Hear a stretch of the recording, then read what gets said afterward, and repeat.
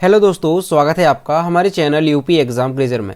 दोस्तों, आज के वीडियो में हम 21 जनवरी से संबंधित उत्तर प्रदेश के सभी एग्जाम्स के लिए मोस्ट इंपॉर्टेंट करंट अफेयर के क्वेश्चंस को डिस्कस करेंगे और हर एक क्वेश्चन से रिलेटेड आपको फैक्ट भी बताएंगे। और वीडियो के अंत में हम आपसे एक क्वेश्चन भी पूछेंगे जिसका जवाब आपको कमेंट बॉक्स में देना है। और अगर आपको इसकी PDF डाउनलोड करनी है तो इसकी PDF आप हमारे टेलीग्राम ग्रुप से डाउनलोड कर सकते हैं। टेलीग्राम ग्रुप की लिंक आपको वीडियो के डिस्क्रिप्शन में मिल जाएगी। तो चलिए शुरू करते हैं।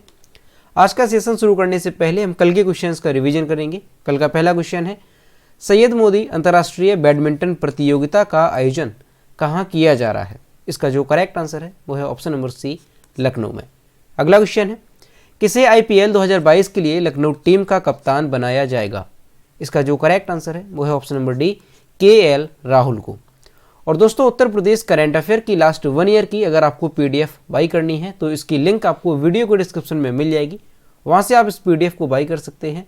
इस PDF में हमने जनवरी से लेकर के दिसंबर 2021 तक के उत्तर प्रदेश करंट अफेयर के सभी इंपॉर्टेंट क्वेश्चंस को विस्तार पूर्वक बताया है।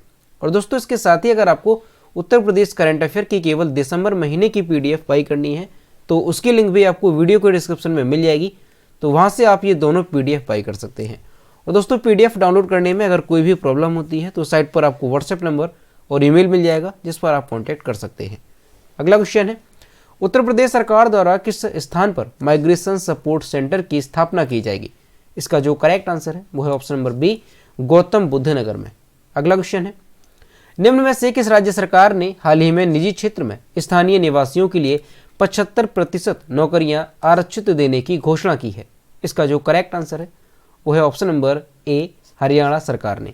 अगला क्वेश्चन है, पद्मश्री पुरस्कार से सम्मानित निम्न में से किस मशहूर कार्टूनिस्ट का 97 वर्ष की उम्र में निधन हो गया? इसका जो करेक्ट आंसर है वो है option number B, Narayan Devnath का। अगला क्वेश्चन है, निम्न में से किसे लगातार दूसरी बार फीफा के सर्वश्रेष्ठ फुटबॉलर के रूप में चुना गया? तो किसे चुना गया है? तो रॉबर्ट लेवांडोव्स्की को सर्वश्रेष्ठ फीफा के फुटबॉलर के रूप में चुना गया।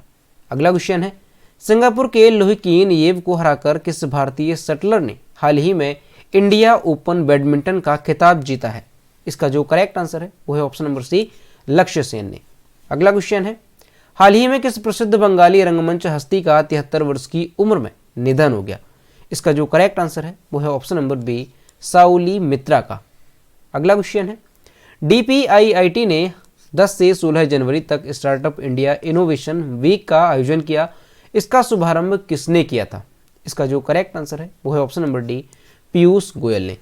तो दोस्तों, ये थे कल के क्वेश्चंस जिसका हमने रिवीजन किया। अब हम शुरू करते हैं आज का सेशन। आज का पहला क्वेश्चन है, दिसंबर 2022 में कनहर सिंचाई परियोजना पूरी हो जाने के बाद यूपी के कितने गाँव भारत के नक्शे से गायब हो जाएंगे? इसका जो करेक्ट आंसर है वो है ऑप्शन नंबर बी, 11 गाँव। उत्तर प्रदेश, छत्तीसगढ़, झारखंड से जुड़ी कनहर सिंचाई परियोजना दिसंबर 2022 में पूरी हो जाएगी और इसके बाद जो कनहर बांध परियोजना है इससे पानी छोड़ा जाएगा जिससे तीनों राज्यों के कुल 21 गांव का वजूद हमेशा हमेशा के लिए खत्म हो जाएगा। इनमें से जो 11 गांव हैं वो उत्तर प्रदेश के सोनभद्र के दुधी विधानसभा के हैं। इस बार इन गाँव में 7 मार्च 2022 को आखिरी बार विधानसभा चुनाव के लिए वोटिंग होगी और इसके बाद यहाँ पर कोई भी चुनाव नहीं होगा क्योंकि ये जो गांव है ये पूरी तरह से इनका अस्तित्व हमेशा के लिए खत्म हो जाएगा। ये गांव सिर्फ यूपी ही नहीं बल्कि पूरे देश के नक्शे से गायब हो जाएंगे। कनहर सिंचाई परियोजना की अगर बात की जाए तो इसका जो काम है वो 1976 में शुरू हुआ था। सिंचाई विभाग के अनुसार साल 1984 से 2000 तक परियोजना का काम बंद रहा और 2001 में फिर से इस परियोजना को शुरू किया गया। अब दोस्तों, ये कनहर सिंचाई परियोजना के बारे में हम देखा कि 1976 में ये शुरू हुई और 46 सालों के बाद भी इसका काम पूरा नहीं हुआ। तो अभी जो है दिसंबर 2022 में इसका काम जो है पूरा हो जाएगा और इसके बाद जो उत्तर प्रदेश के 11 गांव हैं इनका अस्तित्व हमेशा के लिए खत्म हो जाएगा। तो इन गाँव के बारे में थोड़ा देखेंगे कि क्या है इसकी पूरी कहानी।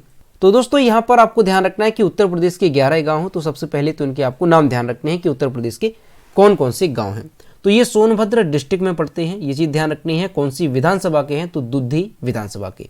गांव के नाम ध्यान रखने हैं, लांबी है, रनद हटोला, सुगवामान, कुदरी, कोरची, सुंदरी, भीसुर, अमवार, घोड़ा और बरखखोरा और बघाड़ू। तो ये उत्तर प्रदेश के सोनभद्र डिस्ट्रिक्ट के दुधी विधानसभा के वो 11 गांव हैं जिनका अस्तित्व खत्म हो जाएगा। अब दोस्तों अगर इन गांव की कहानी के बारे में बात की जाए कि इसके पीछे क्या कहानी है इन गांव के लोगों की, तो दोस्तों 2001 में जब इस कनहर सिंचाई परियोजना का काम शुरू हुआ तो उस दौरान लोगों को ये पता चल गया था कि जो हमारे गांव हैं वो इस परियोजना के पूरी हो जाने के बाद खत्म हो जाएंगे, क्योंकि इसका पानी छोड़ा जाएगा तो जो गांव हैं वो पूरी तरह से बह जाएंगे। तो 2001 में उन लोगों को पता चला और उसके बाद से लोग जो है उन्होंने काफ़ी विरोध किया, उन्होंने आंदोलन भी किए, पोस्टर भी लगाए और हर तरीके से उन्होंने विरोध किया कि इस परियोजना को ना किया जाए, यानी इस परियोजना को बंद किया जाए। लेकिन सरकार ने उनकी बात नहीं मानी और उन्हें जो है चुप करा दिया ये कहकर के कि आपको उसका मुआवजा दिया जाएगा। लेकिन अभी तक अगर मुआवजे की बात की जाए तो लोगों में वहाँ पर जितने भी गांव हैं तो उनमें से 50% लोगों को ही मुआवजा मिला है और बाकी के लोगों को अभी तक मुआवजा नहीं दिया गया।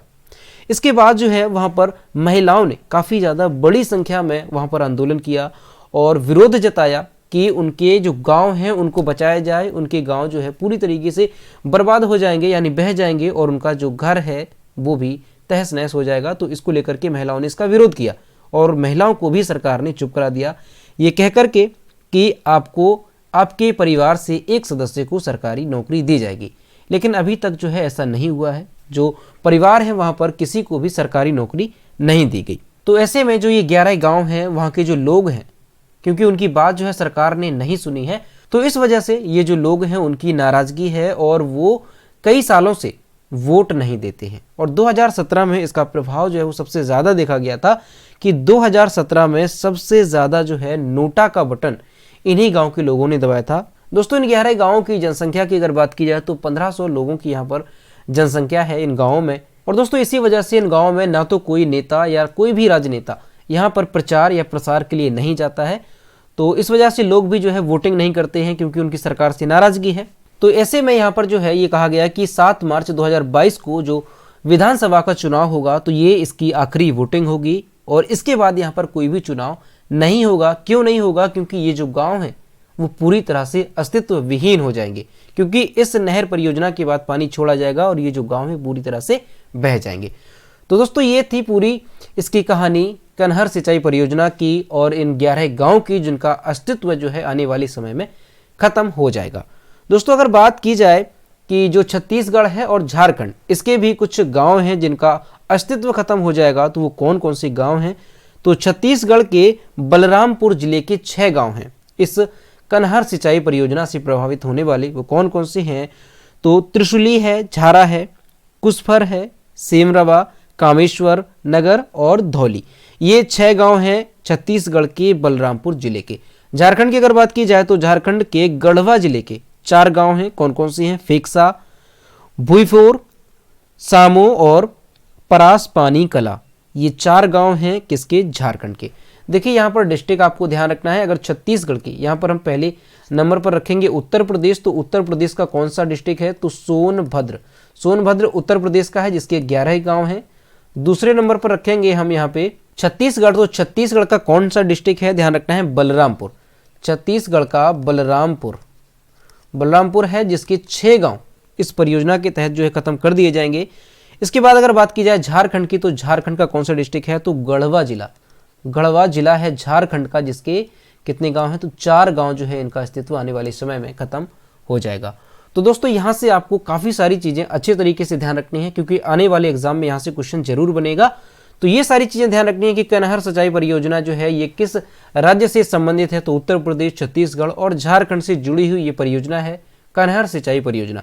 इसकी अगर शुरुआत की बात की जाए कि इसकी शुरुआत कब हुई इस परियोजना की, तो 1976 में इस पर काम शुरू हुआ था, लेकिन बीच में काम बंद हो गया और फिर से 2001 में इसे शुरू किया गया था। लेकिन शुरू में जो लक्ष्य रखा गया था कि 10 वर्ष में इसे पूरा कर लिया जाएगा, लेकिन वो नहीं हो पाया। इसके अलावा आपको ध्यान रखना है कि उत्तर प्रदेश के कितने गांव जो है इस परियोजना के तहत उनका अस्तित्व खत्म हो जाएगा। तो 11 गांव हैं, गांव भी हमने आपको बताया तो वो भी आपको देख लेने हैं। छत्तीसगढ़ के कितने गांव हैं? तो छत्तीसगढ़ के यहाँ पर 6 गांव हैं बलरामपुर डिस्ट्रिक्ट के, और झारखंड के यहाँ पर 4 गांव हैं गढ़वा डिस्ट्रिक्ट के। तो ये सारी चीज़ें आपको अच्छी तरीके से ध्यान रखनी है। अगला क्वेश्चन है, हाल ही में किस विश्वविद्यालय ने औषधीय पौधों के उपयोग पर ऑनलाइन सर्वे शुरू किया? इसका जो करेक्ट आंसर है वो है ऑप्शन नंबर ए, लखनऊ विश्वविद्यालय ने। लखनऊ विश्वविद्यालय के वनस्पति विज्ञान विभाग के प्रोफेसर अमृतेश चंद्र शुक्ल ने अपनी टीम के साथ ऑनलाइन सर्वे शुरू किया। इसमें राज्य आयुर्वेदिक कॉलेज के प्रोफेसर माखनलाल, KGMU के कम्युनिटी मेडिसिन एवं पब्लिक हेल्थ विभाग के डॉक्टर नीतू शुक्ला भी शामिल हैं। ये जो सर्वे है वो 30 जून तक चलेगा। सबसे पहले यहाँ पर जो वर्ड है KGMU, इसका फुल फॉर्म क्या है? तो किंग जॉर्ज मेडिकल यूनिवर्सिटी, जो कि लखनऊ में स्थित है। अब दोस्तों यहाँ पर क्या है कि लखनऊ विश्वविद्यालय के द्वारा 2020 में पहली बार एक सर्वे किया गया था कोविड-19 की पहली लहर आने के बाद औषधीय पौधों के ऊपर कि कितने लोग जो है पौधों का उपयोग करते हैं, इसको लेकर के। तो इसके बाद जो नतीजे आए थे वो ये आया था कि सर्वे में 72% जो लोग हैं वो अपने दैनिक जीवन में औषधीय पौधों का इस्तेमाल करते हैं। कितने? 72% लोग। इनमें से जो 81% लोग थे उन्होंने ये कहा कि कोविड-19 रोग को रोकने के लिए वो इसका प्रयोग करते हैं। अब दोस्तों यहाँ पर अगर बात की जाए कि कौन कौन से औषधीय पौधे हैं और उनका कितने प्रतिशत लोग जो है उपयोग करते हैं, तो 76.7%। कितने? ध्यान रखना है, 76.7% जो लोग हैं वो किसका इस्तेमाल करते हैं? वो अदरक का इस्तेमाल करते हैं। अदरक का इस्तेमाल करते हैं। इसके अलावा ध्यान रखना है कि 75.4% लोग जो है वो तुलसी का इस्तेमाल करते हैं। ध्यान रखना है। इसके साथ ही जो 68.8% लोग हैं, कितने? 68.8% लोग हैं वो हल्दी का प्रयोग किया। और इसके अलावा जो है 58.2% लोग जो है काली मिर्च का प्रयोग किया। तो ये जो आंकड़े निकल कर आए हैं ये सारे कि कौन सा औषधीय पौधे का कितने लोगों ने उपयोग किया, तो ये 2020 के आंकड़े थे। और अभी जो है नया सर्वे किया जा रहा है और ये जो सर्वे है वो 30 जून तक चलेगा और इसके बाद जो है इस सर्वे के आंकड़े बाद में जारी किए जाएंगे। अगला क्वेश्चन है, दुबई में अंतर्राष्ट्रीय लोक कला महोत्सव में किस राज्य की लावड़ी कलाकार सुमित भाले ने गोल्ड मेडल जीता? इसका जो करेक्ट आंसर है वो है ऑप्शन नंबर बी, महाराष्ट्र ने। दुबई में अंतर्राष्ट्रीय लोक कला महोत्सव में महाराष्ट्र की लावड़ी कलाकार सुमित भाले ने गोल्ड मेडल जीता। यह लावड़ी महाराष्ट्र में लोकप्रिय संगीत की एक शैली है और पारंपरिक गीत और नृत्य का एक संयोजन है। तो आपको अच्छे से ध्यान रखना है कि दुबई में अंतर्राष्ट्रीय लोक कला महोत्सव आयोजित किया गया था जिसमें महाराष्ट्र की लावड़ी कलाकार सुमित भाले ने गोल्ड मेडल जीता है। अब यहाँ पर महाराष्ट्र की बात है तो ये है मैप में महाराष्ट्र। महाराष्ट्र की कैपिटल है मुंबई। महाराष्ट्र के चीफ मिनिस्टर हैं उद्धव ठाकरे और महाराष्ट्र के गवर्नर हैं भगत सिंह कोश्यारी। महाराष्ट्र में लोकसभा सीटों की संख्या कितनी है? तो ध्यान रखना है 48 यहाँ पर लोकसभा सीटों की संख्या है और 19 यहाँ पर राज्यसभा सीटों की संख्या है। और दोस्तों जो महाराष्ट्र है इसके अगर क्षेत्रफल की दृष्टि से देखा जाए कि भारत में कौन से नंबर पर आता है, तो क्षेत्रफल की दृष्टि से जो महाराष्ट्र है ये तीसरे नंबर पर आता है। यानी एरिया वाइज जो इसकी रैंकिंग है वो 3rd नंबर पर आती है। वहीं अगर पॉपुलेशन वाइज देखा जाए कि जनसंख्या की दृष्टि से जो महाराष्ट्र है वो कौन से नंबर पर आता है इंडिया में, तो पॉपुलेशन वाइज ये 2nd नंबर पर आता है। वहीं पॉपुलेशन वाइज जो 1st नंबर पर है वो है उत्तर प्रदेश और एरिया वाइज जो 1st नंबर पर है वो है राजस्थान। तो ये सारी चीजें भी आपको अच्छे से ध्यान रखनी है। अगला क्वेश्चन है, हाल ही में भारत की किस, यहाँ पर किस होगा, स्टार टेनिस खिलाड़ी ने संन्यास लेने का ऐलान किया? इसका जो करेक्ट आंसर है वो है option number A, Sania Mirza ने। भारत की स्टार टेनिस खिलाड़ी 35 वर्षीय सानिया मिर्जा ने रिटायरमेंट का ऐलान किया। 2022 उनका आखिरी सीजन होगा और इसके बाद वो संन्यास ले लेंगे। सानिया ने अपने करियर में 6 ग्रैंड स्लैम जीते हैं। 2016 में ऑस्ट्रेलियाई ओपन के महिला डबल्स का खिताब भी सानिया मिर्जा ने जीता था। इसके अलावा मिक्स्ड डबल्स में सानिया 2009 में ऑस्ट्रेलियन ओपन, 2012 में फ्रेंच ओपन और 2014 में यूएस ओपन का खिताब अपने नाम कर चुकी हैं। सानिया ने प्रोफेशनल करियर की शुरुआत कब की थी? तो 2003 में इन्होंने शुरुआत की थी और वह सिंगल्स में टॉप 100 में पहुंचने वाली एकमात्र भारतीय महिला टेनिस खिलाड़ी थी। तो दोस्तों ये क्वेश्चन मोस्ट इंपॉर्टेंट है, आपको अच्छे से ध्यान रखना है कि भारत की स्टार टेनिस खिलाड़ी 35 वर्षीय सानिया मिर्जा ने रिटायरमेंट का ऐलान किया और उन्होंने ये कहा कि 2022 का उनका ये आखिरी सीजन होगा और इसके बाद वो संन्यास ले लेंगे। अब दोस्तों यहाँ पर इमेज में देखेंगे कि ये है भारत की स्टार टेनिस खिलाड़ी सानिया मिर्जा जिन्होंने संन्यास लेने की घोषणा कर दी। अगला क्वेश्चन है, निम्न में से कौन सा हाईकोर्ट न्याय घड़ी स्थापित करने वाला देश का पहला हाईकोर्ट बन गया? इसका जो करेक्ट आंसर है वो है option number B, Gujarat high court.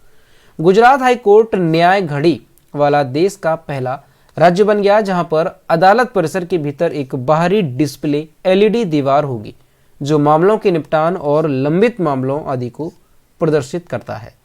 इस दौरान जस्टिस चंद्रचूड़ ने कहा कि प्रौद्योगिकी के उपयोग और मानव हस्तक्षेप के बीच एक स्वस्थ संतुलन बनाए रखा जाना चाहिए। हमें समझना चाहिए कि प्रौद्योगिकी बदलाव का सूत्रधार है, लेकिन बदलाव का चालक मानव मन बना रहा है और होना चाहिए। तो दोस्तों ये क्वेश्चन भी मोस्ट इंपॉर्टेंट है, आपको अच्छे से ध्यान रखना है कि गुजरात हाई कोर्ट ये देश का पहला हाई कोर्ट बन गया है न्याय घड़ी स्थापित करने वाला।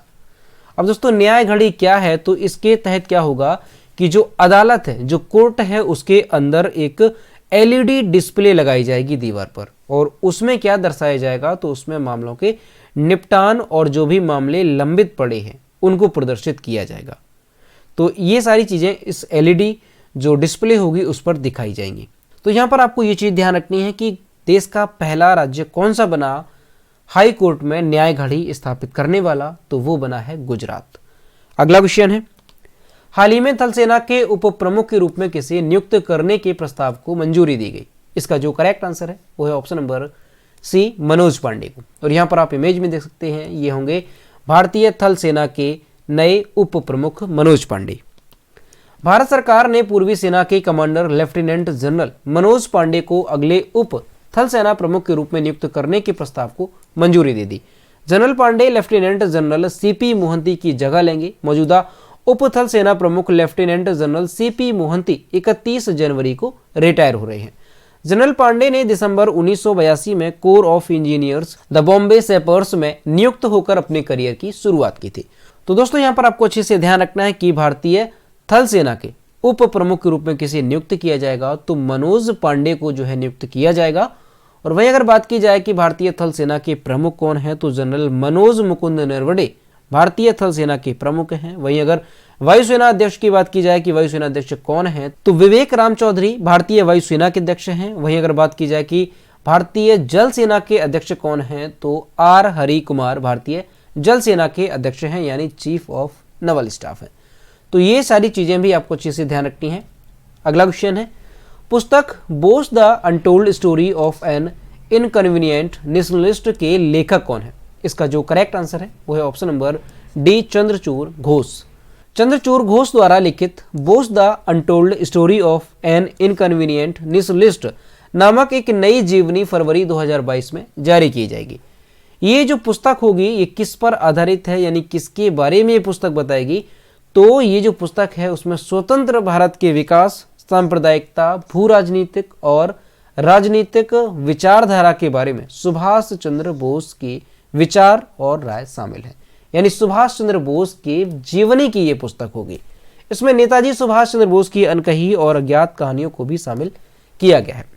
तो दोस्तों अच्छे से ध्यान रखना है कि जो पुस्तक है Bose the untold story of an inconvenient nationalist, ये किसके जीवन पर आधारित है, तो सुभाष चंद्र बोस के जीवन पर ये आधारित है। इसके लेखक कौन है, तो चंद्रचूड़ घोष इस पुस्तक के लेखक हैं और इसे फरवरी 2022 में जारी किया जाएगा। अगला क्वेश्चन है, हाल ही में किस प्रसिद्ध पर्यावरणविद का 89 वर्ष की उम्र में निधन हो गया। इसका जो करेक्ट आंसर है वो है ऑप्शन नंबर ए, एम के प्रसाद का। केरल की साइलेंट वैली में सदाबहार उष्णकटिबंधीय वर्षा वनों को विनाश से बचाने के लिए ऐतिहासिक जमीनी स्तर के आंदोलन में अग्रणी रहे पर्यावरणविद प्रोफेसर एम के प्रसाद का निधन हो गया। वे 89 साल के थे। प्रसाद 1970 के दशक में पलक्कड़ जिले में साइलेंट वैली में एक जल विद्युत परियोजना स्थापित करने के राज्य सरकार के कदम के खिलाफ राष्ट्रीय आंदोलन के पीछे एक मार्गदर्शक शक्ति थे। तो दोस्तों इनका नाम काफी इंपॉर्टेंट है, आपको अच्छे से ध्यान रखना है कि जो प्रसिद्ध पर्यावरणविद थे प्रोफेसर एम के प्रसाद, उनका हाल ही में 89 वर्ष की उम्र में निधन हो गया। और दोस्तों ये किस आंदोलन में अग्रणी रहे थे, किस आंदोलन से ये जुड़े हुए थे, तो आपको ध्यान रखना है कि केरल की साइलेंट वैली में सदाबहार उष्णकटिबंधीय वर्षा वनों का विनाश किया जा रहा था, किसको लेकर के, एक जल विद्युत परियोजना स्थापित करने को लेकर के।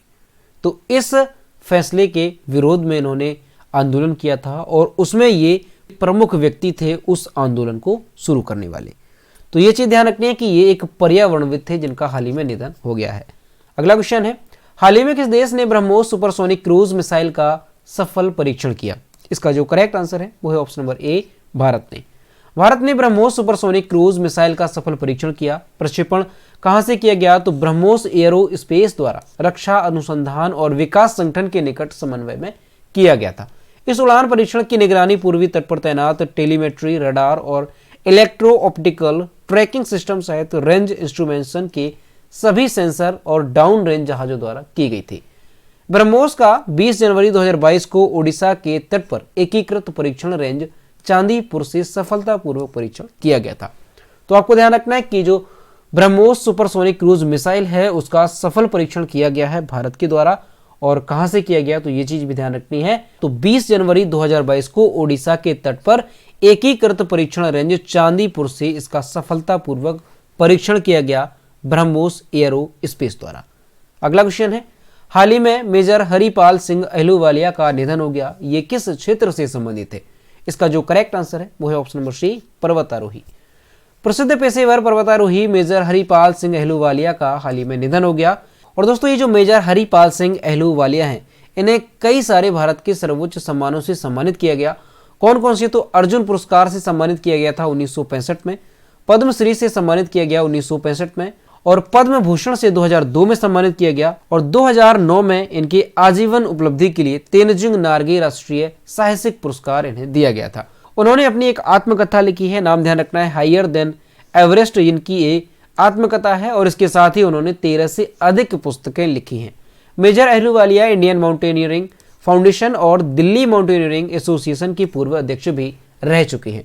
तो दोस्तों ये क्वेश्चन भी मोस्ट इंपॉर्टेंट है, आपको अच्छे से ध्यान रखना है कि हाल ही में प्रसिद्ध पेशेवर पर्वतारोही मेजर हरिपाल सिंह अहलूवालिया का निधन हो गया। और इन्हें जो ये अवार्ड दिए गए हैं तो ये अवार्ड आपको ध्यान रखनी है कि कब कौन सा अवार्ड इनको दिया गया है। इसके अलावा इनकी जो आत्मकथा है वो भी ध्यान रखनी है, हायर देन एवरेस्ट, ये इनकी आत्मकथा है। तो दोस्तों ये थे 21 जनवरी से संबंधित उत्तर प्रदेश के सभी एग्जाम्स के लिए मोस्ट इंपॉर्टेंट करंट अफेयर के क्वेश्चन जो कि हमने डिस्कस किए। अब हम देखते हैं कल के वीडियो को क्वेश्चन जो हमने आपसे पूछा था। तो ये है कल के वीडियो को क्वेश्चन जो हमने आपसे पूछा था, हाल ही में मिसेज वर्ल्ड 2022 का खिताब किसने जीता? इसका जो करेक्ट आंसर था वो ऑप्शन नंबर बी था, साइलेंट फोर्ड। और लगभग सभी स्टूडेंट्स ने इसके सही जवाब किए। और मैं आपसे हर रोज कहता हूँ कि जो भी क्वेश्चन आपसे पूछा जाए तो सभी लोग क्वेश्चन का आंसर जरूर किया करो। तो ये है आज का क्वेश्चन, AFC महिला फुटबॉल एशियाई कप 2022 की मेजबानी कौन करेगा? ऑप्शन नंबर ए है भारत, बी है चीन, सी है इंडोनेशिया और डी है जापान। तो इसका जो भी करेक्ट आंसर है वो आपको कमेंट बॉक्स में बताना है। और दोस्तों सभी लोग वीडियो को रेगुलर देखने की हैबिट बनाइए, तभी आप आने वाले उत्तर प्रदेश के सभी एग्जाम्स में जितने भी करंट अफेयर के क्वेश्चन होंगे वो सही कर पाएंगे। तो हैबिट बनाइए कि आप वीडियो को रेगुलर देखा करें। तो दोस्तों अगर आपको आज का वीडियो पसंद आया हो तो वीडियो को लाइक करें, अपने दोस्तों के साथ शेयर करें, और अगर अभी तक हमारे चैनल पर नए हैं तो चैनल को सब्सक्राइब करना ना भूलें। तो मिलते हैं नेक्स्ट वीडियो में। Thank you.